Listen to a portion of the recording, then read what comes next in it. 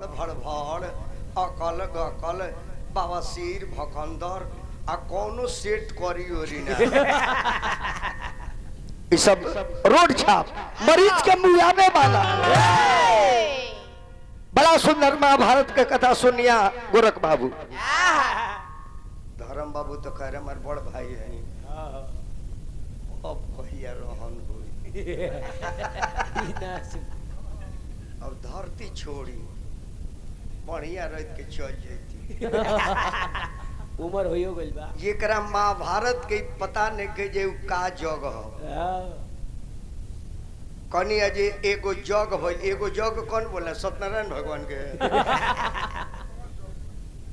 वो जग के नाम रह राय सुजग और मैदानों के द्वारा उजगशाला के निर्माण भइल।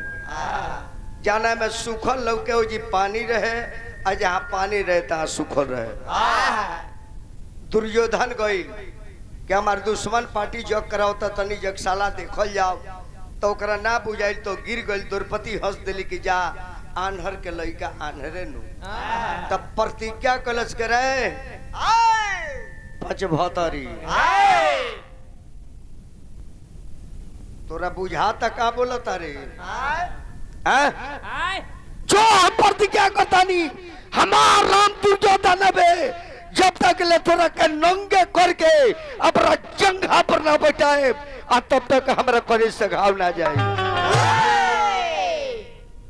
यही जग हो गई काहे भइल पहले इहो जानी मार और बताई लइका के जन्म ना होके आ एके बेर बरछे चढ़ेला ई जान ली काहे भइल। धर्मराज 5 भाई और दुर्योधन कहलस कि मैं 5 भाई के बेगल लड़ाई के सुई के नोक बराबर ना दे। कन्हैया जाके कहले कि दुर्योधन आ भाई हलो ए लोग के बाबजी नखन मर गइल बाड़े तार बाबजी बाड़े अनहरू 5 गो गांव पांडु लोग के दे द गुजर बसर करो लो बाकी सब धन ले लो। तो ओकरा तो अहंकार रहे आया अहंकार दुनिया में सबसे खराब चीज हो। आदमी के गोरख बाबू अभिमानी ना स्वाभिमानी होके के चाहिए। बुर्बक तो बुर्बक है आदमी के ज्ञानी होके के चाहिए। सावर रोड से मतलब नहीं के मुंह पर तनी पानी होके के चाहिए। अहंकार बहुत गड़बड़ हवे अना त किसा लोग कहला बाप पुरखे न खोइले पान आ मुंह चियार के गोइल पारा।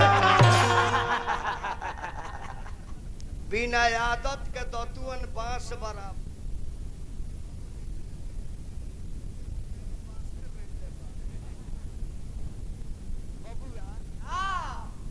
यहाँ के हमारा मुंह में अंगुरी डाल डाल के बोलो तनी आ जतना बात कहतनी है के हई हमरे घर के रुआ बोली के पहले सीख जाए ब्यास हो जाए। हालांकि वो अब का होके उमर नहीं अब ये कोरिया डेर जो हटना तो थूक दे जरला से डाइन के जरला से आदमी मर जाए तो कोर्ट कचहरी बंद हो जाए। डाइन के जरला से आदमी मर जाए तो कोर्ट कचहरी बन जाए।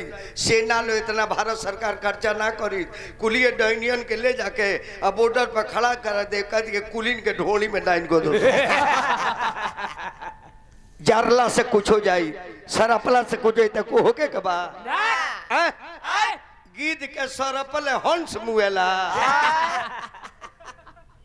एगो पहले भजन बा आ तब रहुआ के महाभारत हम बताओ तन अजा रहुआ पानी था हम चलो तन।